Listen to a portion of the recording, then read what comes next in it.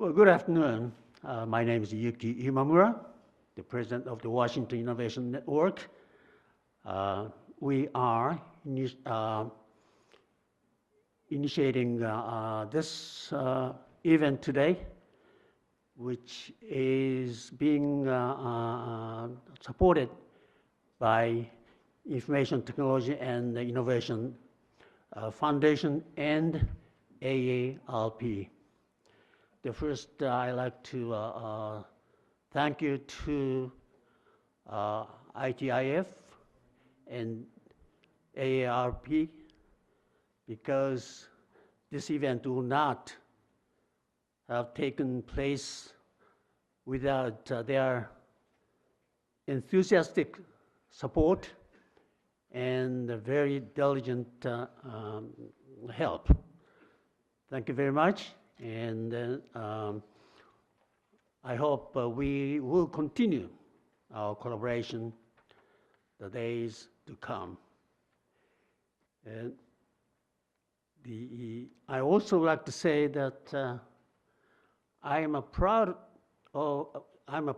member of AARP for the last more than 10 years, so I could relate myself to what AARP is doing, and many of you would be or should be members of AARP.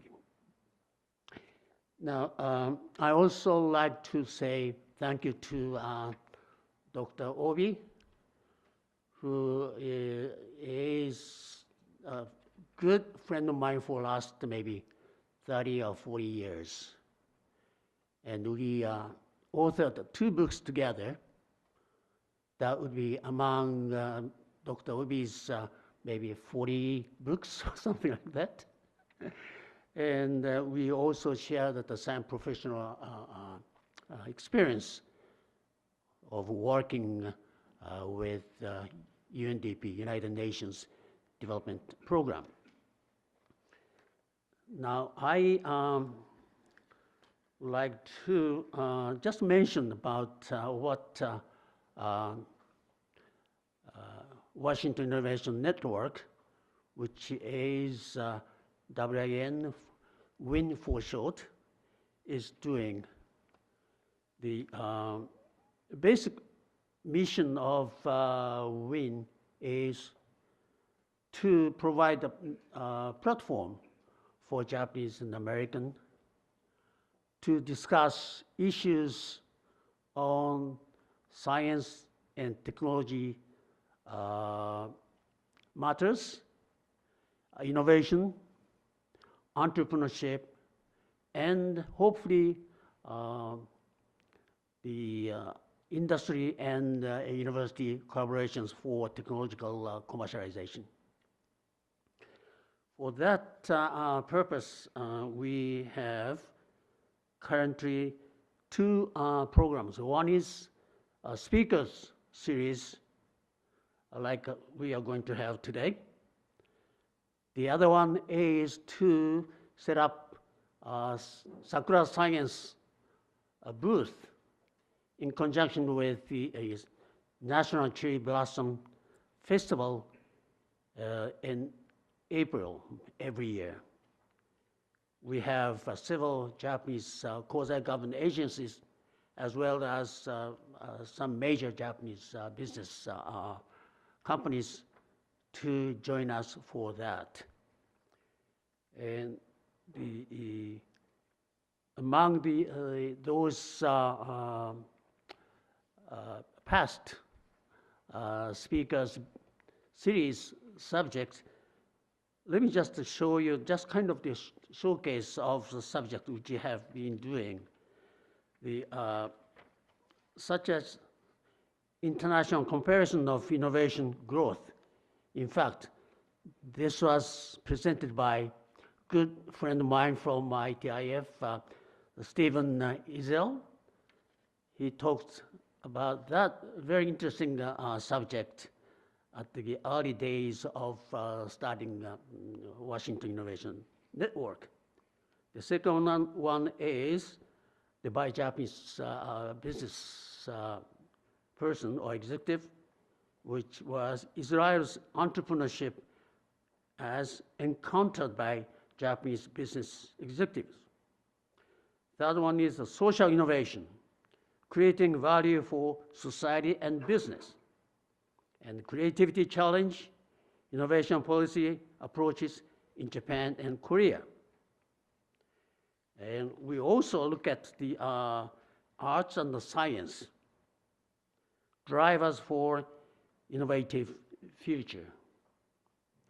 Then we also welcomed a very well-known Japanese female entrepreneur in this town, Dr. Kuno.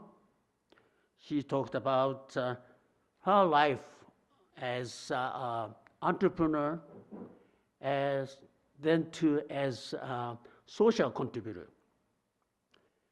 Then last month we had the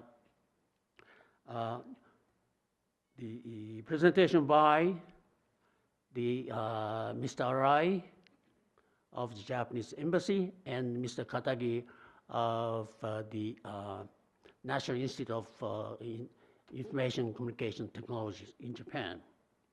That is Society 5.0, challenges to realizing Japan's super smart society, which actually also address the aging societies in Japan. Well, the rather going long remarks, I like to turn over this event to a good friend of mine, Stephen Isel. Stephen is a vice president of global innovation, vice president of the Information Technology and Innovation Foundation in charge of global innovation policy, and then technology and international competitiveness and trade and manufacturing policy. He is a co-author of the Innovation Economics, the Race for Global Advantage, and Innovating in the Service-Driven Economy, Insights, Application, and Practice.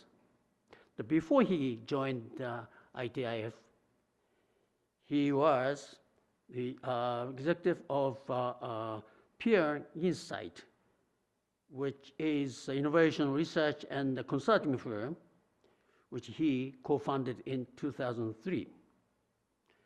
And prior to that, he worked in the new service development group at NASDAQ stock market.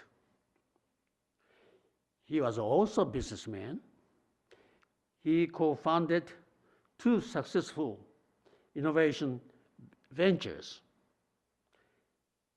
And his academic background is the BS holder from Georgetown University. He was also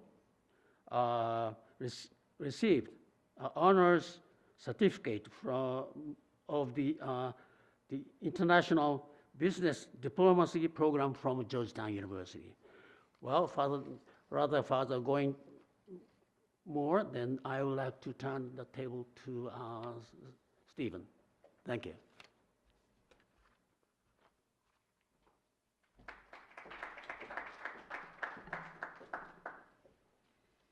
Well, hi, Yuki. Thank you very much for that kind introduction. I'm Stephen Ezel, Vice President of Global Innovation Policy at the Information Technology and Innovation Foundation. We are a Washington, D.C.-based, nonprofit, nonpartisan science, technology, and economic policy think tank dedicated to advocating for public policies that drive innovation-based economic growth in the United States, in our states, and in countries around the world.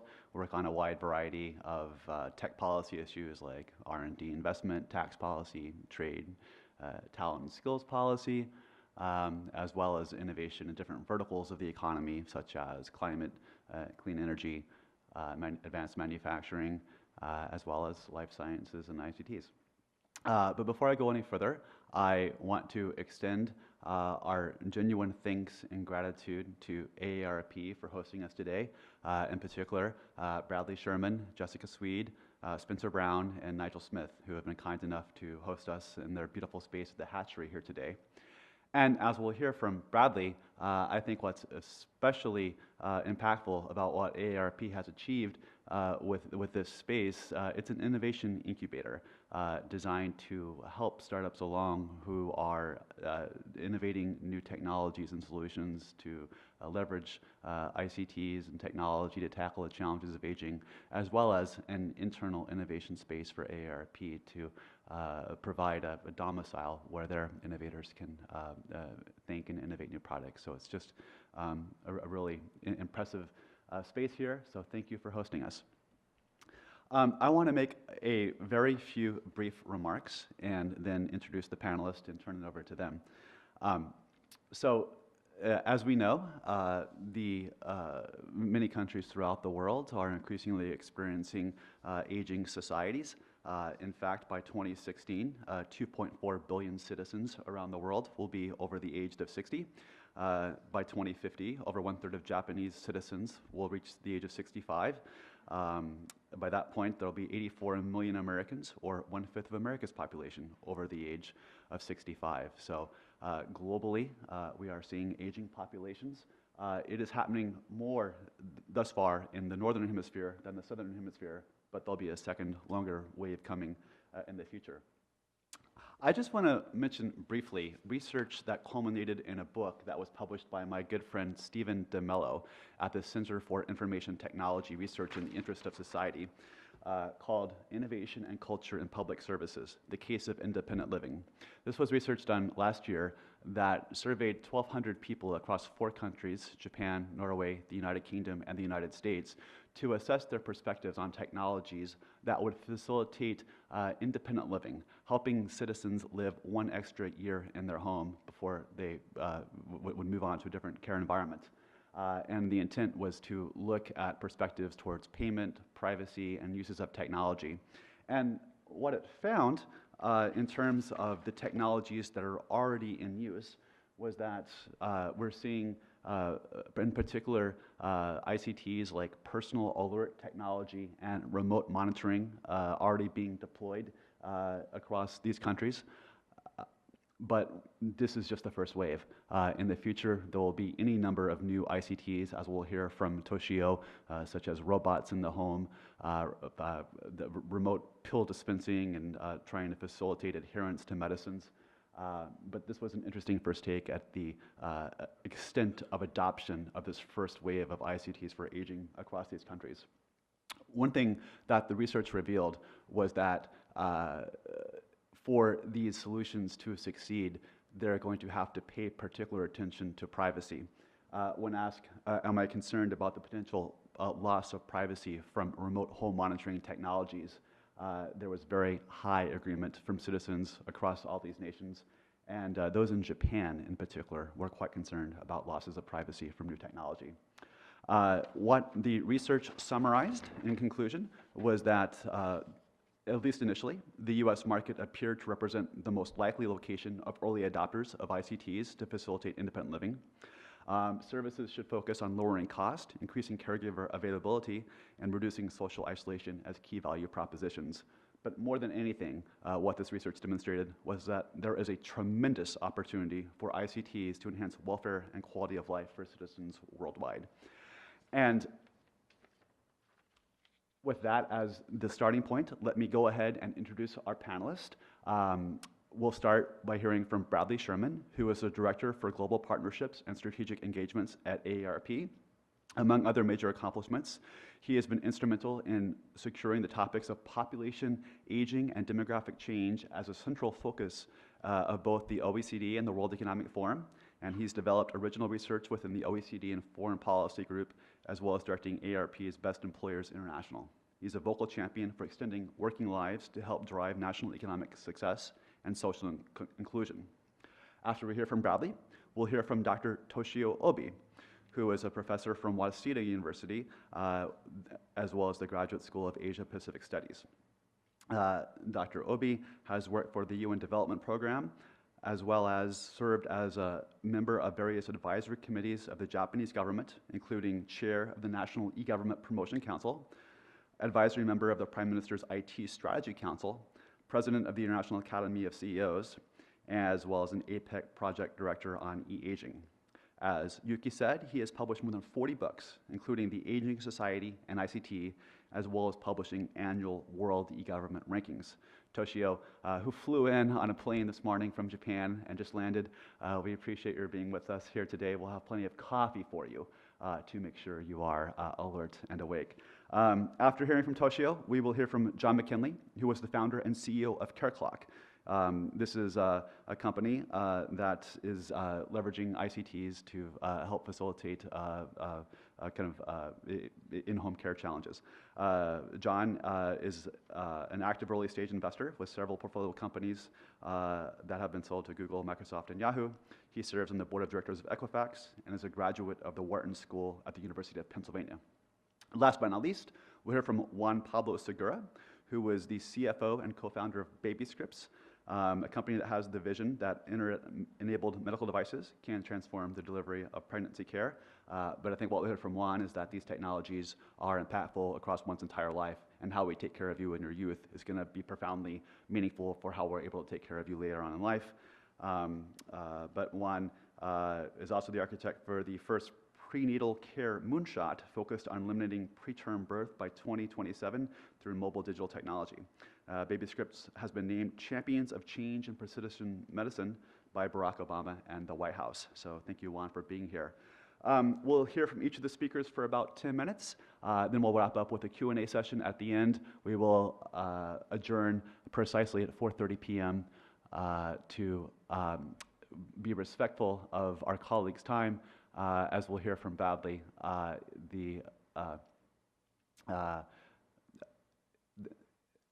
I'll let Bradley save it, but the president of CEO is the CEO of AARP is going to get a major award tonight, and we really appreciate Bradley you joining us on such a busy day today. Thank you so much, Brad. The floor is yours.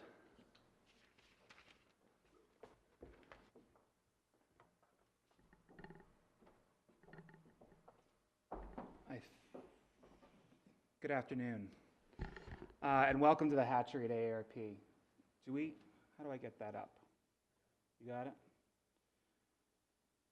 I have the dubious task of telling you everything about AARP in 10 minutes, which is not a particularly easy thing to do.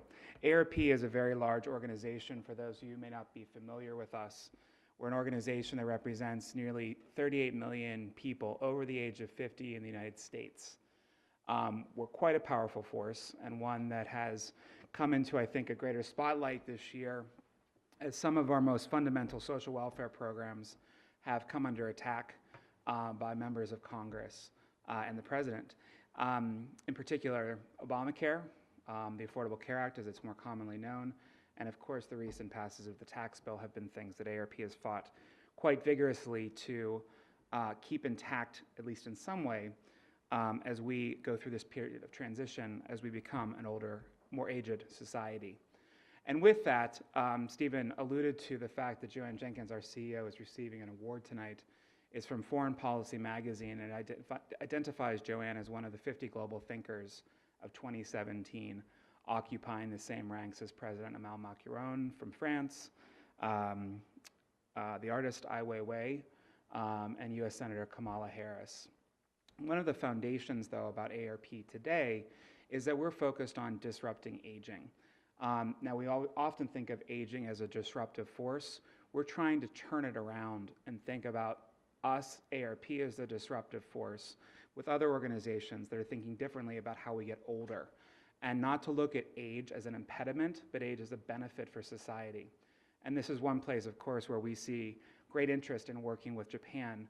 And of course, Dr. Obi, who's here, has been quoted often in our own publications. Thank you very much.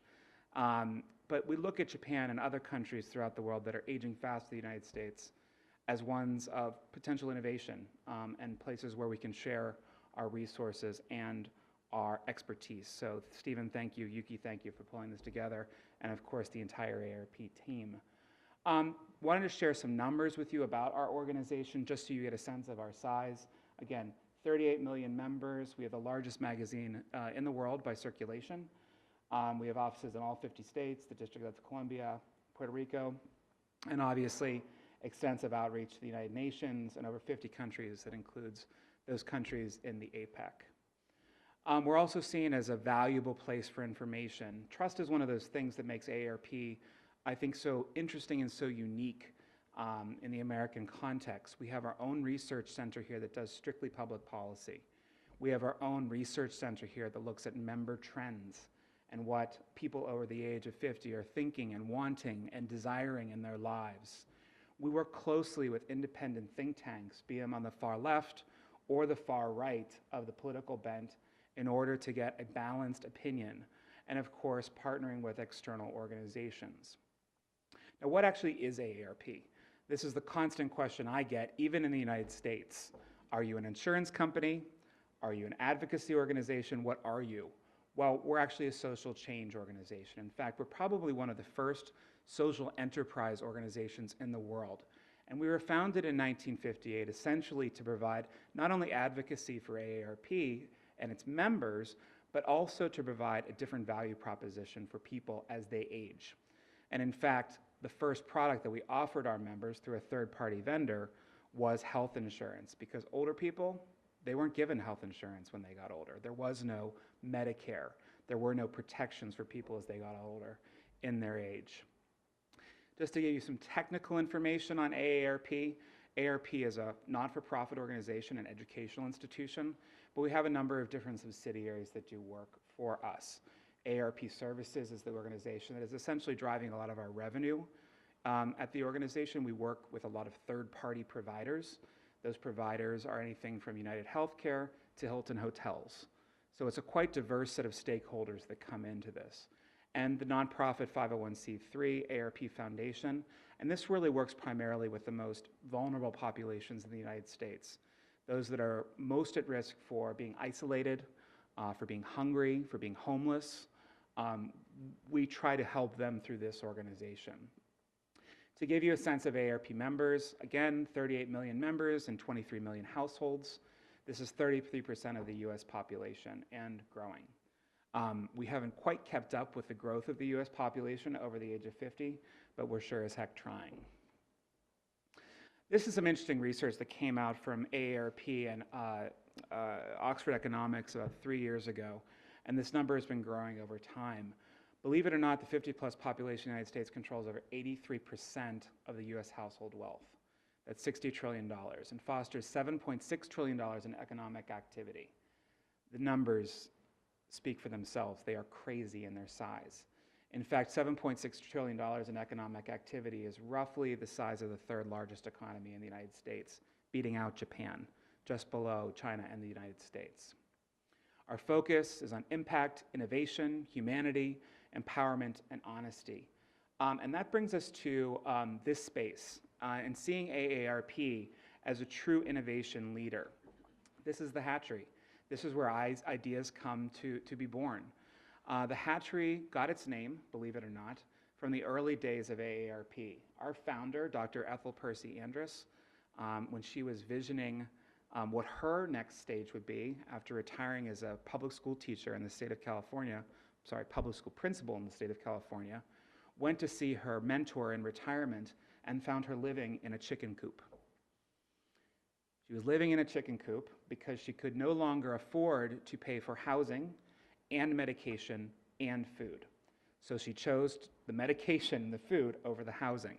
So in this modern age, we look at the chicken coop, this hatchery, as the place where new ideas can be born. Its primary focus is around disruptive innovation. So the companies that you see here in the hatchery are really focused on early stage companies, ones that are just in that idea stage before they're going to angel funding, that initial round of funding.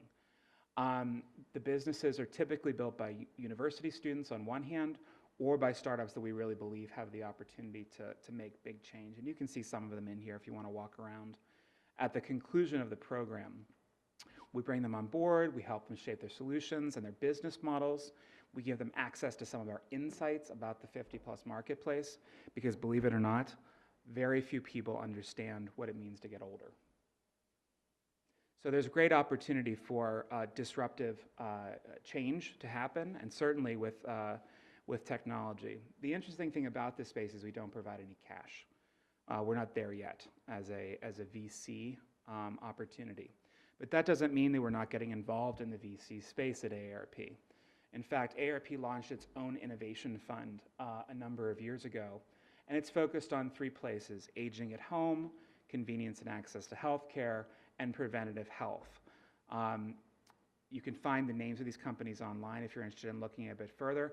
But this is actually a 2-part strategy. The first thing to say is that we partnered with JP Morgan to do this. We believe that this is the first of its kind social investment fund in the world. It's a $40 million fund. These are late-stage companies, and it is par and parcel not only with innovation, but also an investment strategy for the organization. So I should be clear about that. AARP is seen more and more these days as a global partner and thought leader. And this just gives you a sampling of some of the organizations that we're working with worldwide. I realized as I sent this over on Friday afternoon that I had taken off some companies that I think are really quite appropriate for this conversation today. And one of them is, of course, Japan Post. AARP worked with Japan Post, IBM, and Apple on their now defunct attempt to do an ICT solution in the home for home care services called the Watchover Service. Japan Post has continued that Watchover service today, but they've removed the technical component of it because of cost prohibitions. But of course, you can see organizations like the World Health Organization, the United Nations, the OECD, to name a few. In your packet that you got today, and this is part of the way we're pushing out our thought leadership, is by doing original research. So I've given you 3 different pieces. One, the shiny one, is our journal.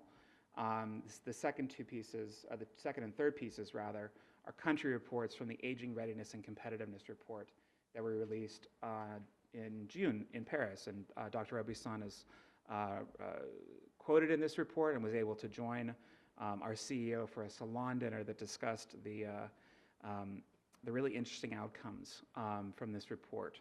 And the one thing that we found across all countries is that no one is doing it particularly right. Everyone has a hole in their approach to aging, but every country is doing something incredibly well. And I've included just 2 pieces that I think would be interesting to set up our conversation here today before I conclude, is showing who's online in the OECD. The diamond shape is a population ages 65 to 74, just to give you a sense of the data that we're looking at. Of course, the reports go a little bit more in depth. And internet use by age group in Japan, I thought would also be valuable for some of the conversation that we're sharing today. And on a personal note, before I conclude, I just got back from Japan last month. AARP has put a particular interest in looking at what innovations are happening there. And of course, we participated in the World Economic Forum's meeting on the Society 5.0 at Roppongi Hills. In addition to participating in these meetings, we went into the communities, we went into the businesses that are really disrupting aging across mostly the Tokyo metro region, but also up to Akita and Fukuoka. And what we found is technology really is everywhere. And it's further embedding itself across industries that I think wouldn't have expected it years ago. But we found particularly in the care industry, there is no perfect replacement for a human. So as we move forward, I think it's important to remember that human-centric care with technology as a helping force is what we should be striving for, not technology as a replacement. Thank you.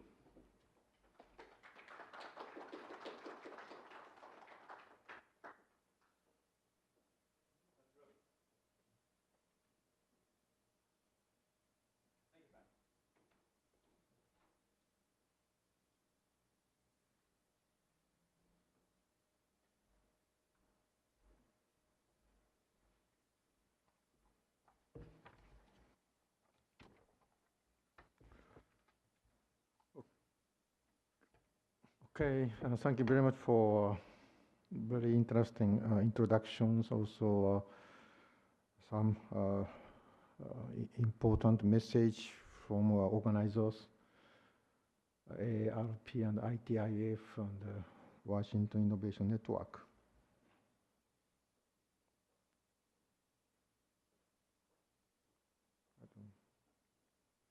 Yeah, just I give you my very brief CV, and only one thing I'd like to say is I'm now the affiliated expert of the ITIF, and thank you very much for appointment of my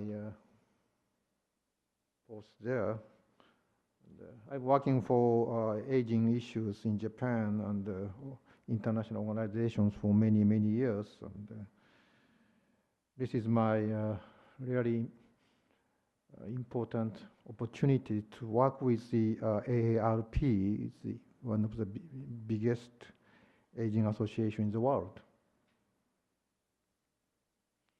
And just summing up, and already AARP report really describes the trend of the Japanese aging societies, and you may get one copy of the article, the Aging Readiness and the Competitive report with you on Japan, and I'm one of the very strong contributor to this report on Japan. And also, as for the OECD, I prepared the one report called the Silver Economies almost 4 years ago. But this AARP report for, I don't know how many countries, 12 countries. It's quite interesting for me to understand the situations right now. And talking about Japan, we are one of the issues which everybody interested in is the employed seniors is a very issue. And I think UN Commission on Social Development will organize the one forums in February 2nd next year with the Sherman's AIP and myself will be presentators. So digital skills is very important for aging people to be re-employed. So that's we are thinking about the Japanese issues. And also there are a number of the important problems like a pension system and also medical and health care expenditures is the skyrocketing for a decade, and how we can manage to work on these issues. And also many public buildings or private houses or schools is the aging as well as the human beings, and we need a huge investment for aging societies in the future in Japan. And also 40% of the population in Japan in 2050 might be almost 40% over the 60 years old, and 40% of the populations over 65 years is 2065. So we are really almost the issue of the penetrations of the aging population in Japan as the #1 in the world. And the last one, the issue is, the seniors asset, not burden. That's the Mrs.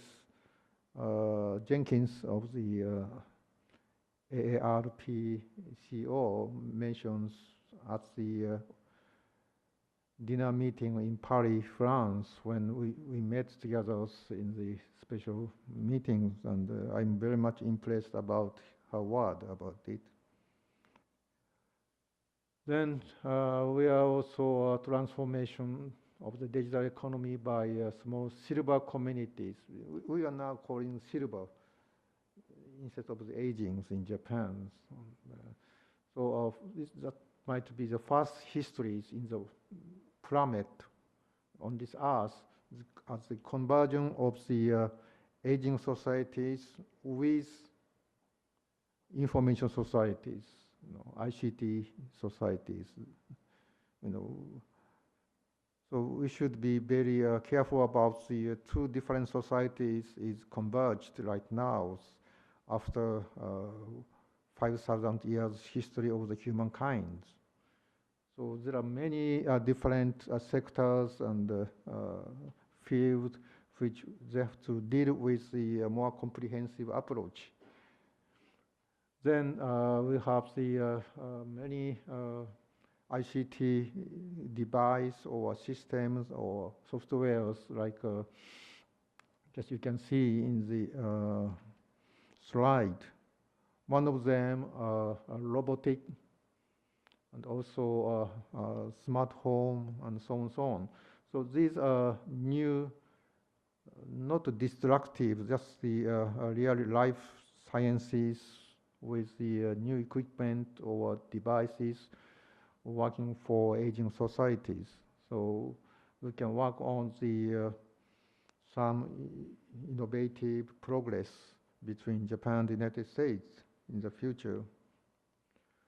And one of some example is the robotics, like dining, my spoon.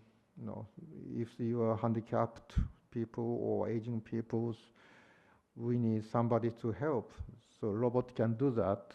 Also, some other very interesting robotic assisted systems for helping or the nurse giving activities on the aging. And those individual issues might be accumulated to a smart silver cities. And we call the smart cities everywhere right now, but in the future we should say a smart silver city. That is very important for friendly aging societies. And this is also a very comprehensive approach from hospital or schools or public utilities and so on.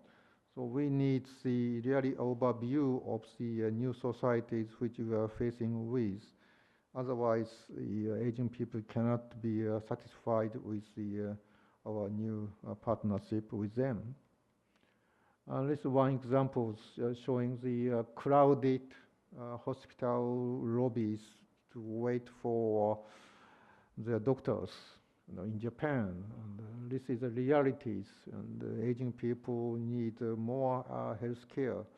But the point is our government and our academia is really asking the aging people to stay at home to have the more residential care systems. And this is United Nations Economic and Social Councils, which I gave two speeches in 2015 and 2016 for aging societies by ICT corporations. Then we have very good relation with the China and the Korea on the same issues because we have a common cultural and historical aspect of our aging issue. And that's picture showing our meetings in Beijing in 2012. And after that, between Japan and China, we have the annual forums, inviting the government and the academia and the private sectors to talk about our operational aspect of the solutions for aging society between two countries. Then I'm the chair of the APEC workshop on aging in Singapore this time, and last year we have the Kyoto meeting, and every year we have the APEC activities on e-aging. And another one is the Japan-EU Policy Forum on Silver ICT between Japan and the Europeans. And as the chair of the committees, I'm really interested in the silver ICT health aging activities in Europe because they are quite developed right now. Then new trend in Japan, since I don't have enough time for my briefing. So what we have is the urban aging issue. Usually it's last 3 decades. Aging issue in Japan is the issue in rural areas. And young people is going to cities and aging people left in the rural areas, agricultural sectors. But now the urban areas, aging people is growing in number. That's one thing. And living alone, a single aging people is increasing in Japan, and how we can deal with the single persons. Third one is the income gap. Our income gap is enlarged. You know, the rich aging people and the poor aging people. Also digital divide, and some aging people, older persons, seniors can understand very well about digital device, like smartphones and so on, but others not. And last one is nursing at home, and we encourage the aging people to stay at home, not the hospitals. That's our really issues, and how we can work on that. I have 2 more slides, and the popular application for silver innovation in Japan, and the assisted robot and the BCP for disaster business continuity plan, and the smart home, and online shopping, and virtual realities, and auto driving, smart mobilities, and security and monitoring, and mobile 5G, and TV HK. So these are really disruptive applications for aging new societies, and between Japan and the United States, we can work on that. And this is the last slide, I guess. It's a global network of my office at Waseda Universities, starting from OECD, APEC, and UNESCO, or WHO, and China, ASEAN, international academies. But we are missing one, most important, is the United States.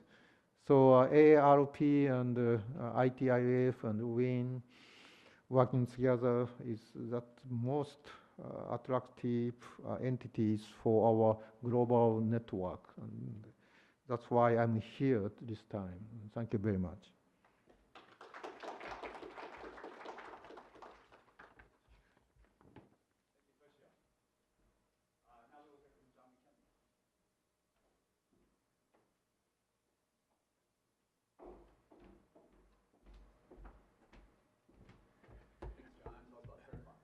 Well, thank you, everybody. I'm here to tell you that I believe we, as industrialized countries, are taking an absolutely wrong approach to care technologies and our thoughts around their adoption around the world. I'd like to ask a question. What percent of American families have less than $1,000 in savings? 70%. 70% of American families have less than $1,000 in savings. Yet, as we look at a lot of care technologies, we see costs $40 a month, ranging to $1,000+ a month for some of the more advanced solutions that are out there. That's just not affordable, and it's not scalable to the challenges of the raw numbers of seniors that exist today and that will grow 10 years from now, 40 years from now. I'm going to talk about how people disrupt things. I'm going to start out with about WhatsApp. How many people have used WhatsApp or have a family member who have ever used this app? Okay, WhatsApp attacked a problem of very expensive text messaging in a lot of marketplaces. And they came out with a solution to replace that with a free offering. And it was launched in January of 2010, and in only 6 years, they had 1 billion monthly users. We are trying to attack the senior safety market with the same type of thinking. If we're going to support the tens of millions of seniors in the United States and deal with the affordability challenges, we need to disrupt the stagnant and expensive senior safety market that exists today. Let me tell you some of the numbers. You're used to this. There are over 57 million seniors in the US. They're supported by over 40 million caregivers, family caregivers. That's the ecosystem we're dealing with. Yet only 5% of those seniors have some sort of senior safety system in place. That's an incredibly underserved marketplace and creates the crisis in care that we face. Cost is mentioned as the #1 barrier to use by families, and yet our industry continues to turn out these high expense solutions. The solutions that require proprietary hardware are failing. I'll just go through the litany of people who've gone out of business in the last 10 years or exited the business. We need a disruptive offering. We have to think differently if we're going to reach the tens of millions of seniors in need. Our approach is to leverage devices that already exist. I think a study came out that 92% of Americans have daily access to a smartphone now. And for low-income families, the smartphone has become their way to bridge the digital divide. And it's one of the first bills they pay each month. It's that important to them. We need to figure out better ways to leverage technology that exists and is already being paid for. Our goal is to create something where we're using a free application to families that offers a robust system to improve safety and improve the interaction and support from family caregivers. It runs on inexpensive $70 tablets like this. So it's much more affordable than a lot of things that exist today. The good news is field studies, including one we've done with the ARP, have validated that both seniors and caregivers liked and valued the solution we came up with. And we're looking for a full market launch in the second quarter of 2018.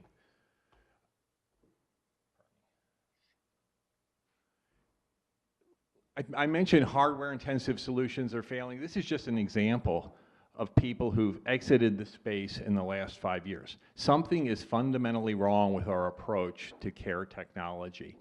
And we've got to address this if we're going to handle the social crisis that we're facing around care. There is the disruptive path forward, and we feel really confident that a freemium-based model where there is a free offering for families is the right approach.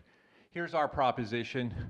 We try to create, think of it as a smart alarm clock that exists in a senior's homes.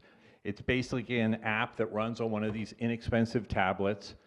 For the senior, the value proposition is it's got basic features, easy to use, alarm clock, has daily weather.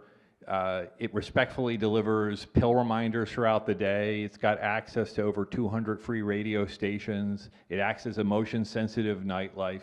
And it's a great family intercom system. That's the value proposition to the seniors. To the families, it allows that communication to the senior to happen in a non-disruptive way. It also does passive monitoring. We use the camera in the tablet as a motion sensor so that you can sit there and say, gee, my mom normally is active by 10 a.m. in the morning. I haven't seen her up and about. I need to reach out to see how she's doing. It politely addresses the critical issue of medical reminders for families. And it runs on an inexpensive, easy to operate, easily installed, family installed solution. And most importantly, it's free to use. The market size, these are just some of the numbers here that keep growing with each survey here. It's a huge underserved market, and that 95% of families who don't have a solution in place, that's a shared attribute across every one of these markets. We've got to find a way to find cost-effective use of technologies to support family caregiver situations. And that's basically what we're focused on. I'm certainly, want to turn it back over, but as I said, I believe we have a good approach. I believe we have a crisis as an industry in terms of trying to find affordable solutions.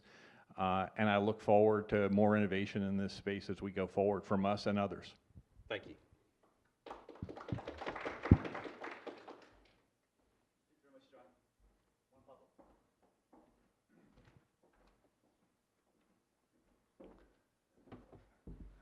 Which one do I use? I guess this one works just fine, right? Okay. So again, what I'm going to do is, since I don't have slides, I'm just going to show a picture of our product because I think it'll be helpful for you guys to actually see what it is we deliver to pregnant women. We go just a little bit further down. So essentially, our company, Baby Scripts, we're a new model for managing pregnancy, and our new model is fueled by Internet of Things technologies. So we ship blood pressure cuffs, weight scales, blood glucometers to pregnant women from their doctor, and then their doctor remote monitors them in between appointments. And so if you know a little bit about pregnancy, one of the big risks in pregnancy is something called preeclampsia, which is driven by high blood pressure, and it could be fatal if not treated or caught in time. And so you can see here, how we package things, but we have an app that is combined with a physical piece of hardware that's a blood pressure cuff that's internet connected, that's delivered to a pregnant patient's home, and then we remote monitor them in between appointments. And so you might be wondering, okay, this is an aging conversation. What is someone that does work in pregnancy doing up here? So a couple things in terms of how I wanted to structure my remarks and how we're thinking about the market. So our company, I think we sit in a very unique place. We're not a direct-to-consumer company. We're a therapeutic company. So we work directly with physicians. So we actually partner with doctors, and doctors deliver our solution to their patients. So you actually cannot get Baby Scripts by yourself. You have to be invited into the program. And so a lot of what we've talked about over the last 3 years is this concept, and the way I'm going to structure my remarks is around kind of 3 big themes. The first is an opportunity. The second is a benefit or something that we've experienced that I think needs to happen for these technologies to really scale and grow within the community. And then there's a challenge. So I kind of have 3 different categories. And the first opportunity is something that we talk a lot about, which is this concept of digital therapeutics.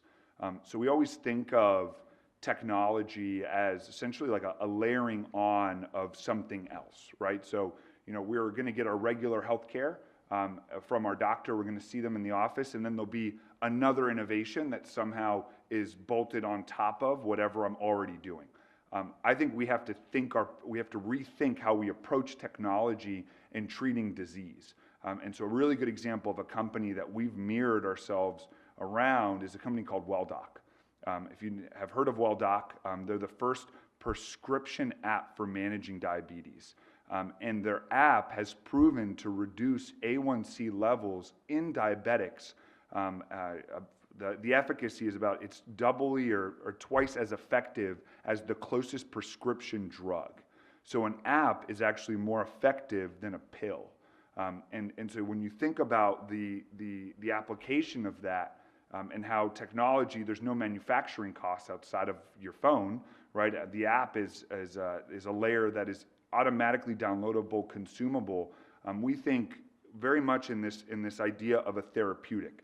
Technology partnered with the physician can start to actually improve the outcomes of patients. And so we've really structured our whole program around that concept. And just to give you some data, women on our program gain half as much excessive weight during their pregnancy as they do compared to the national average. And so when you think of what that does for preterm birth, macrosomia, shoulder dystocia, other complications in pregnancy, you can start to see the impact of technology when it's applied the right way. So that's kind of the first theme or opportunity that I wanted to highlight. Again, it's this concept of digital therapeutics. The second theme is really around how innovation now in regulated industries is being created and how companies, entrepreneurs are coming together and being supported. When you think about like what needs to be innovated, no longer is it social networking or easy person-to-person connections, right? It's regulated industries, so transportation, healthcare, electricity, right? So energy. And so when you think of how do you innovate in this day and age when the costs are so high to get started, I can't tell you how long it takes us to sign one contract with a doctor. It takes 18 months. So when you think of having to survive for 18 months instead of 1 month, which is the typical Silicon Valley startup, some really interesting trends that we're seeing and that we've participated in is this concept of a community of innovation. Washington, D.C. has done a really good job through programs like 1776, if you've heard of it, where they actually bring customers, healthcare agencies like the FDA, and startups together, put them in the same room, and have them talking together to be able to actually start solving the problems that they're seeing in their communities. And I don't think you can transform or innovate in regulated communities without having all three of these groups together: the regulators, the customers, and the entrepreneurs. And so the communities, the cities, the areas that are able to really organize innovation, I believe are going to be the communities that are going to see the most innovation successfully transform their regulated industry. So I think that's the second category, which is this concept of an innovation community. So I'd like to talk about that a little bit. And then the last piece, which is a culture of innovation, which is, in my opinion, the biggest challenge. So a lot of leadership at healthcare systems, at government organizations, want people to think differently, right? You've probably heard your boss say, we need to innovate, we need to innovate. The problem, though, is in regulated industries is the bosses aren't doing all the work.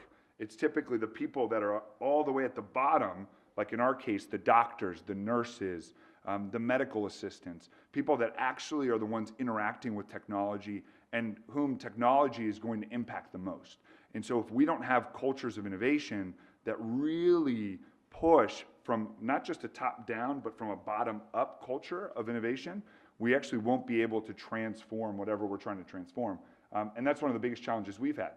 You can convince a hospital, a CEO of a hospital, to change the way they do pregnancy, but then you have to change the doctor's perspective, the nurse's perspective, the medical assistant's perspective. So again, all themes. I didn't want to focus too much on our company, just because the correlation between that and aging, it's on the opposite side of the spectrum, but more about the challenges and some of what we've had to do in order to really think differently and to make this kind of innovation even possible, because we have all kinds of great ideas. The technology is there, the hardware, right? The IoT devices, you can buy them through Amazon, at CVS. Everyone has a smartphone, not everyone, as you saw probably in that chart. A lot of people don't, but at the same time, in the US, for example, more than 90% of women have smartphones in pregnancy. So it's not the medium that needs to be changed, it's now the channel. And I think that's what we've been talking a lot about and how we think about changing regulated industries. So thank you very much, appreciate it.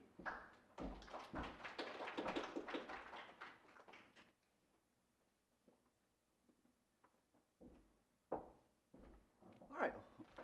Well, I think that was a really excellent and insightful set of remarks from all of our speakers. Thank you.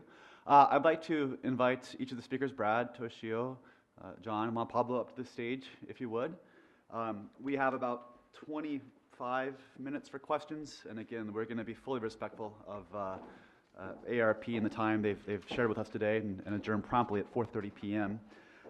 So I would like to ask you in the audience to get some questions ready.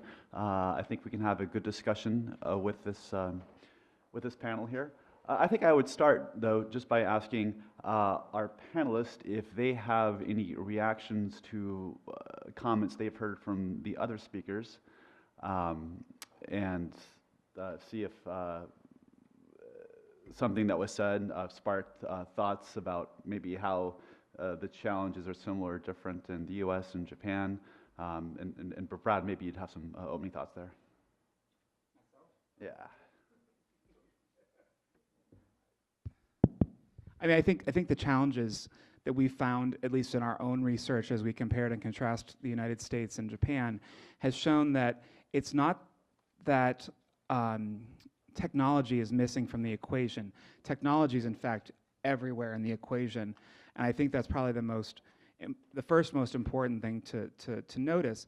I think the second piece that's probably very important in this, it's not that older people in particular are afraid of utilizing technology. It's the fact that we're missing out on some digital literacy here. And the fact that when you are able to present options for engaging technology and technology that looks real, doesn't look like something completely foreign or doesn't look like a device that's only made for older people, all of a sudden the approach to the technology becomes quite different. Technology can be an empowering tool for people, but it's not the total solution, but it helps equalize things, I think, quite a bit more, and it's something that both countries should be really focusing on, is not only getting technology out there, but taking the time to make sure that the technology education exists. And whether it's done through the private framework like we've done here at AARP, or through a public framework of teaching our older citizens how to engage with technology, it's a good investment, not only from a national perspective, but also from a business perspective, because if you don't get these people online or engaged, you're not getting them as consumers. Yeah, and the only thing I would add to that, one of the things that really struck me as we were going through one of the presentations was the number of people over the age of 50 utilizing, being online in the last like 3 years. It was, or 2 years, 2015, like tripled or well, I don't know what the number was, but so to your point, I think technology is there. That's not like delivering some kind of technology experience to someone is no longer the challenge. The cost of technology is no longer the challenge. I think it's in the delivery of the technology. Like I talked about, the channel in healthcare is a great example. Just giving someone an app and expecting them to be healthier means absolutely nothing, and most of the time it doesn't work. But when your doctor tells you, hey, this is how I'm going to treat you, and if you don't use the app or the service that I'm going to give you, you're not going to recover, that changes the perception and the value that's being delivered through technology. And then you have like the structure of delivering technology, but then you also have, on the patient side, we've talked a lot about this concept called life flow. So if you just give someone something and expect them to do it, hard for them to change their behavior, right? It's psychology. But a great example of good life flow is, for example, what Amazon has done with some of their push button reordering. So they have a product where, for example, you can buy laundry detergent automatically by pushing a button. And you actually put that button right next to the washer dryer so that, oh, you show up, you're about to clean your clothes, you realize that you have no more detergent. Well, perfect. All I have to do is push that button right next to the laundry machine that you were already at, and all of a sudden you have more product, right? And so if we don't think about, you know, the narrative, the reason for using technology and how technology is layered into everyday life, then you won't get the benefits of whatever you're trying to push, which I think is important.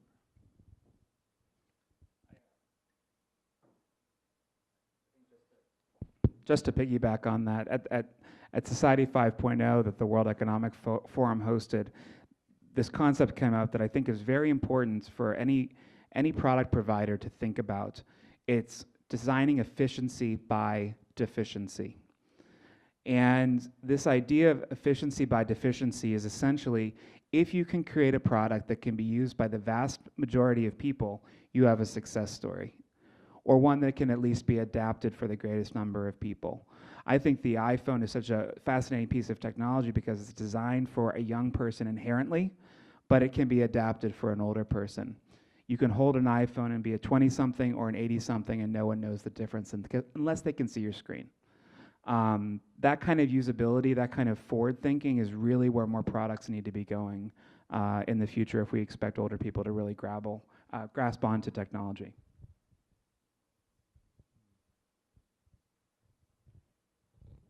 Just talking about the other side of the stories, just you know, between Japan and China, we have very much similar societies concerned for historical trends. You know, we respect the aging peoples as a family. But since both countries, we have the one child, right? China has the one child policy. Japan, we don't have, but eventually we have the one child. So our respect of the aging people or older persons cannot be exist. One child cannot feed two parents if even they get married and so on. So our history and the culture might be changing very close to western side of the communities. So between Japan and the United States, just since I'm living from time to time in some part of the East Coast,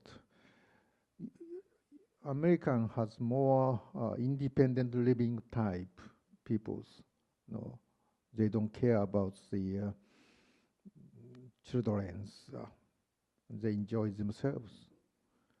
And in Japan, still we have very strong cultures for young people must take care of their parents, even they're reducing this kind of consciousness.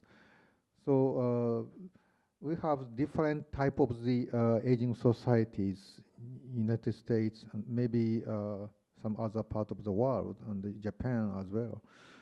So we have to think about the differentiations among the culture and territories.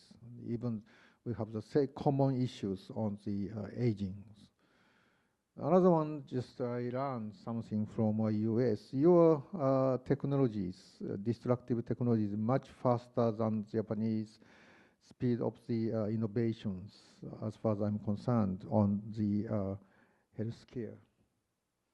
So how we can harmonize the two type of the technologies between US and Japan, and we need a kind of the standard or global standard or a bilateral standard. Otherwise, we cannot make more global activities. That I have learned from your presentations.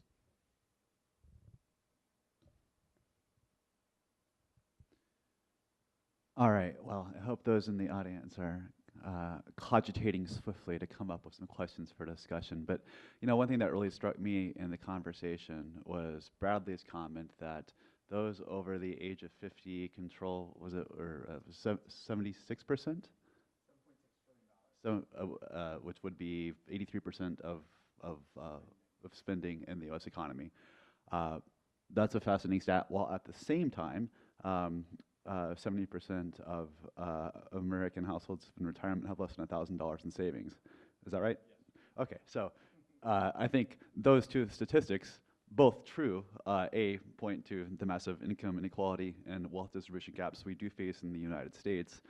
But it does raise the question, I think, of both who will pay for these types of solutions. And we have a whole variety of them, a number of startup and established companies leveraging technologies like personal alerts and remote in-home care monitoring. And I know there are applications now on your mobile phone that can track your gait and particularly potentially detect problems in advance. The point is, so we have a number of solutions from a number of sources, and how are we going to go about, on a broad basis, getting these types of solutions into homes and environments? Is it going to be insurance providers that come up with a collective approach to a suite of technologies that we can then push out to a wide set of patients, or getting to nursing homes, et cetera? It seems like there's a collective action problem here on both the payment and the distribution implementation side, and I wonder how those types of challenges will be tackled in the United States and Japan. I don't think we can rely on insurance or government funding to take care of this. I mean, our deficit is increasing each year. I think we've gotten used to a $1.2 trillion to $1.5 trillion increase in the national debt every year. That's going to end at some point soon, probably 2030. I think we have to find social answers to house, feed, and care for our elderly here. I mean, there are really fundamental issues. Technology is not going to put a warm meal on someone's table. Technology is not going to necessarily let them feel loved and connected. Technology is not going to put a dry roof over their head. I feel like we have, we've got larger issues that we can't rely on the state for, nor can technology solve for us. And I think, Stephen, you make a very good point. There is this great big chasm between what actual savings are, what actual house wealth is, versus what our numbers show. And of course, our numbers shows the total aggregate of all economic activity. Well, what's one of the main drivers of economic activity? It's health spending right now. So, and it's also a drag. So it goes both ways. So when we count that and we look at where innovations are really being driven right now, it's really in the health space more than anywhere else, because that's where the big pot of cash is. And it looks like a pot of cash that's not going to go away. Well, everything's finite. So where will we see technology moving in the future, especially as it relates to older people? I think we come back to what I started with today, this idea that AARP has this movement that we're trying to get started around disrupting aging, because we have to stop thinking about old people as economic drags. We need to think about people as people, and we need to think about people from an economic perspective. So when we talk about getting older, we're looking at the fact that in the past 100 years, we've doubled life. Essentially, we've doubled life. That is an amazing human accomplishment. Yet we've done very little to adjust our social systems. We've done very little to adjust our attitudes, our norms, to the way we think about people as they age. And one of the pieces I thought was so fascinating from my recent experience in Japan was this idea of what it means to be old in Japan. Well, the idea of older in Japan is somewhere in the 70+ range, 80 maybe. That's when people start thinking of individuals being old. In the United States, it's 50, 60. I mean, there's this big chasm there. So if we treat people as an economic driver, if we figure out ways to get them back to work, back involved in companies, or not kicked out in the first place, all of a sudden you have this brand new group of people that is healthier in terms of mental, physical, cognitive health for a longer period of time. They're making money, they're spending money, they're sitting next to colleagues, producing ideas for new products and services. We have to think of older people today the same way we thought about women 70 years ago. They're in the 1970s and 1980s rather. They're an important part of the economy if we want to grow it. I mean, I think these are all really important just reflections and questions as well. I think from our perspective, as we've tried to, oh, that's my phone, so sorry. Yeah, I had it on mute. That's not me? Okay, good. Okay. Jeez, I'm always very sensitive to that. I think we also have to agree on what the problem is. And when I think of our journey in pregnancy, I think there's like some very bright and like everyone agrees that certain problems exist, like for example, preterm birth. But then there's this huge gap as to like, okay, well, how do we create the momentum to be able to finally solve that problem, right? Preterm birth, for example. I think we kind of forget about how do we build like the infrastructure behind whatever movement we want to create for there to finally solve some of these huge problems like wealth inequality. I mean, I don't even know how to create the infrastructure to solve that problem. That's beyond this conversation. But like in pregnancy, the first question that we ask ourselves is not how do we solve preterm birth, it's how do we make sure that women get the care that they need to get in their pregnancy. And I'll use this as an example. In the United States, every pregnant woman is seen the same amount of times, regardless of the risk that they have in their pregnancy. I think that's absurd. It's pregnancy, just as we talk about this, and I know I'm talking a little too much about pregnancy maybe, but hopefully this is a good example. Pregnancy is not a disease.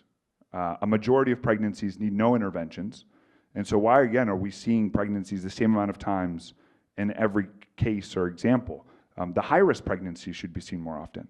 And that then gets you to the next step, which is, okay, if someone is high risk, how do we then give them the support necessary to be able to solve the issue of preeclampsia or hypertension, complications, et cetera? So I think that we need to really take the step back at times and think about, all right, what is the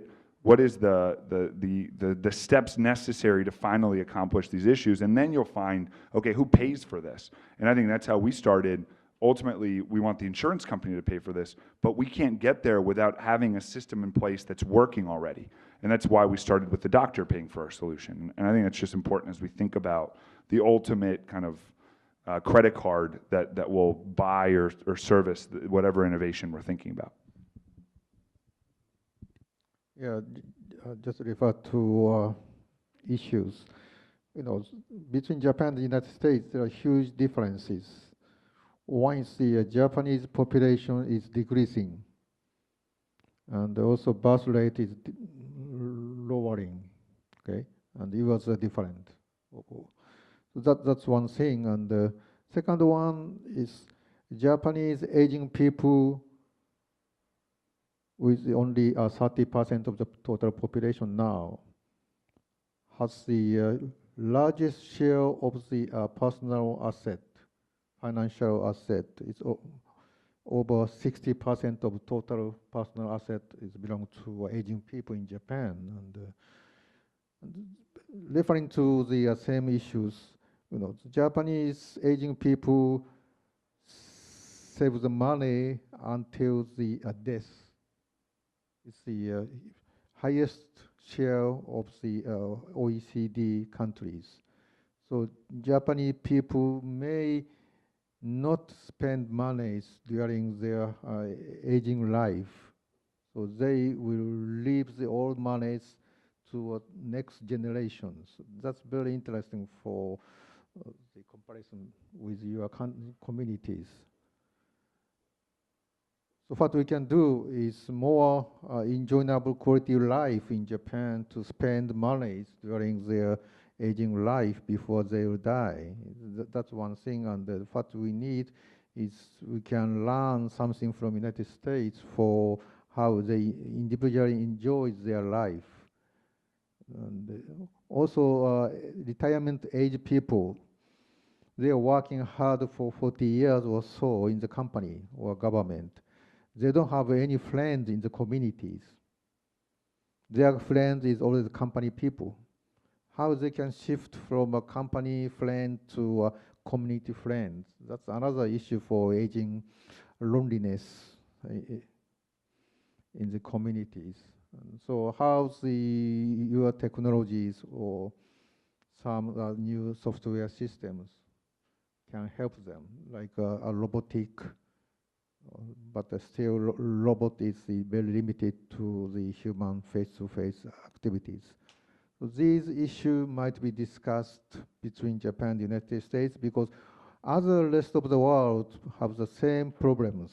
And there are two different types of the societies. One is the American type, other is the Asian type. So that's why I'm quite interested in joining these discussions. We have about 5 minutes left, so I want to be sure we get any questions from the audience that we might have. So now's the time to speak up if you do have a question or comment or observation. Just let me know. Yes, please. We'll have a mic coming to you. If you would just identify yourself, and that'd be great. Hi, my name's Pat Noby. I work for Anthem, which is a large insurer. So I just want to push back on the idea a little bit that insurers aren't going to pay for these things or be the answer to some of these issues. Because in a managed care environment, which is the space that I work in, we're challenged by states to provide solutions for populations that are going to save them money. That's their motivation, but we are looking for solutions that are going to deliver better health care, especially in the older care space, and in prenatal, a lot of prenatal challenges. So some of it is funded through the Medicaid or Medicare program, and some of it is what we call value-based, value-added benefits, which come out of our pocket, but they help us connect consumers to a healthcare solution. So it has to be related to healthcare, but it has to be relatively inexpensive, something that they can use in their home, like both of these solutions that you guys have just talked about. So I think there are opportunities there to get health insurers to think about some of these solutions if they can be produced to scale and purchased to scale and offered widely to any state's managed care population that a state is bidding for. So I wouldn't say that that's out of the question. I think that's a challenge that we're all grappling with right now, is to find solutions that help people use their health care better, that's not necessarily paid for through Medicaid or Medicare. It's coming out of our own pocket. So to start on that, I shouldn't have lumped all insurance together. That's the first mistake. So when I talk about health insurance, I do think there will be some challenges with some of the health insurers, because I don't think the systems are perfectly set up right now to encourage innovation, especially because health insurance companies are looking at the real drag at the end of life care. That tends to be where things get really stuck in the conversation. And in fact, it's where a lot of organizations, even the most enlightened ones, even the World Economic Forum, has started with that conversation about the drag versus the opportunity. That's where it started off there with some challenges. But there are really, I think, opportunities with the insurance space overall. In fact, life insurers, I think they're probably the most forward-thinking in this group right now, because they're trying to keep people alive. So the technologies that they're willing to put into place, in fact, the investments that they're willing to make now, I can count at least half a dozen organizations that are life insurers that are trying to build models like AARP as value adds to their members.